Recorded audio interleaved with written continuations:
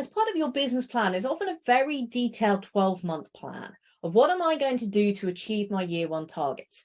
In reality, this is predominantly a 12-month business development plan, i.e. what am I going to do to win the work? And in this plan, you want to start with is what I would call committed spend. This is stuff that you've either got a partnership agreement, a sales agreement, where verbal agreement where there's work to be had. For consultants, this is where you've got an ongoing project that you know is going to be 2 to 3 years, that you've already got the PO order, or you can see the schedule of payments. Stick that into your business development plan. Then look at, well, actually, based on if I normally do this, what is my normal run rate? And what is my business as usual activities to get that normal run rate? Stick that in the plan. Now, there'll typically then be between that, what I would call business as usual and committed spend, a gap. And you need to identify ways to address that gap. Now, you may know some of that gap. So just as there's committed spend where you know there's money almost definitely going to be spent with you, there is also things like visible spend where you know there's, say, some more work to be done with a client. So put in that account management plan to find that work with that client. It's that sort of thing. Is what are the specific actions you're going to do to address the gap?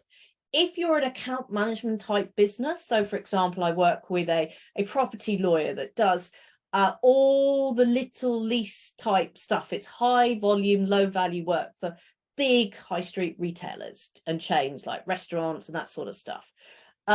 She's got a good idea of the ongoing spend, but we know there's a gap. So we know, right, okay, that means we need to get another accountant, or we know that this is part of the same group. So how do we get introduced to this part of the legal team?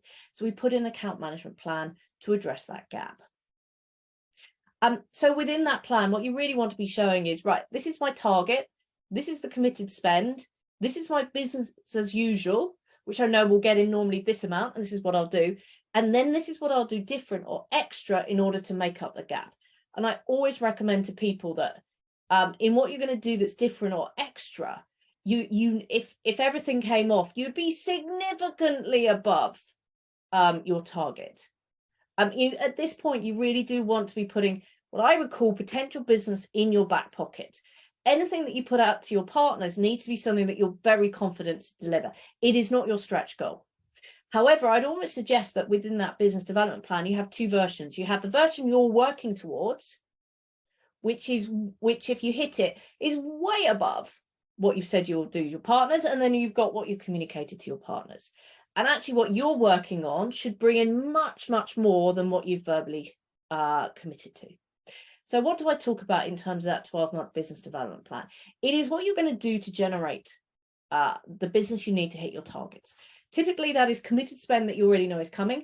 Plus, if you carry on doing business as usual, what you can normally rely on to come in. And then it's the extra stuff that you're going to do in order to make up the gap. So if you're not, say, something that's got, an account management type business where a small number of clients all send you lots of work with strong relationships, you might have to think of how many extra relationships do I need to put in? How much extra time do I need to spend? And that would be clearly be needed if you're an insolvency practitioner. So that is what you need to put in your business plan for your 12-month business development plan.